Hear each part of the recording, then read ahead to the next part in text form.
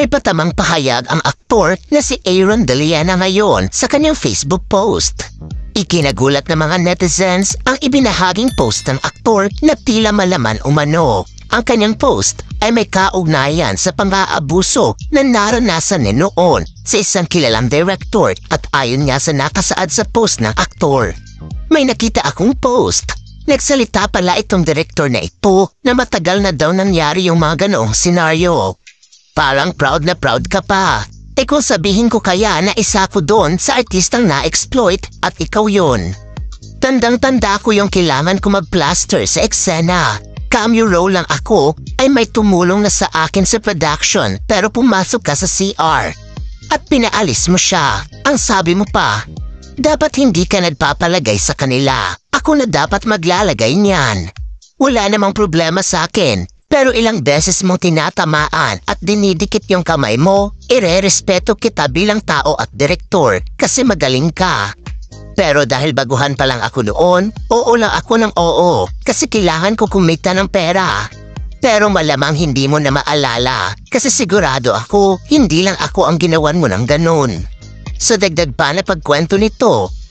Nung in-interview ako sa Fast Talk noon, hindi kita pinangalanan kasi may respeto pa din ako sa'yo. Kahit mga staff, nagtatanong sa akin, hindi ako nagsalita. Kahit noon or ngayon, never naman magiging tama yung gawain ganon. Kung totoo man o hindi mo dapat i-tolerate yung mga ganong bagay. Si caption pa ng post ng aktor saad niyang, sorry, napapost na ako kasi parang may mali sa mga sinabi Parang dapat maging proud ka pa pala. Hindi nga pinangalanan ng aktor ang nasabing direktor na siyang nang abuso din sa kanya. Ngunit ilan sa mga espekulasyon ng iba ngayon na ang direktor na tinutukoy nito ay posibleng si Direk Joel Lamangan. Kamakailan lang kasi nagkaroon ng panayam si Direk Joel tungkol na sa mainit na usaping sexual abuse sa mga kaganapan sa showbiz na aniya hindi na umano ito bago sa mundo ng showbiz. Kung matatandaan niya na may naging revelasyon ang aktor noon sa guesting niya sa Fast Talk with Boy Abunda sa GMA7 bilang isa na rin siyang ganap na kapuso aktor. Ipinagtapat niya na naranasan niya ring maabuso noong baguhan pa lamang siya sa pag-aartista. Ang pahayag ng aktor noon ay pareho nga sa kanyang patamang cryptic post ngayon. Naging maugong din kasi na usap-usapan noong bakla umano siya. Ngunit nilinaw ng aktor na hindi na umano niya kailangang magpaliwanag sa publiko.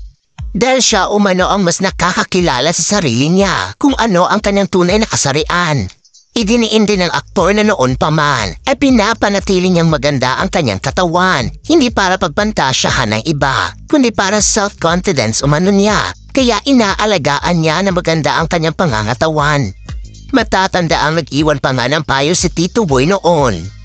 Para na sa mga biktima na may katulad na karanasan sa aktor na dapat tumanggi umano ang mga ito at sabihin ng diretsyo na hindi nila gusto ang mga ganitong pang-aabuso. Sa binitawang sagot pa ng direktor ngayon ay diretsang sinabi nga nito na hindi lamang daw nabulgar ang tungkol sa mga ganitong bagay. Noon pa, meron ng ganun day, hindi lang nabubulgar. Panahon pa ng kupong-kupong, meron na yon. Diyos ko! Ilang mga artista na naging leading man at sumikat na nanggaling sa bading. Ang dami na noon neng, hindi lang nabulgar, ngayon lang nabulgar, dati noon si Crep. Bilang isang veteranong direktor, inamin niyang luma na umano ang mga ganitong kaso at issue at iginiin nga nitong hindi na ito bago.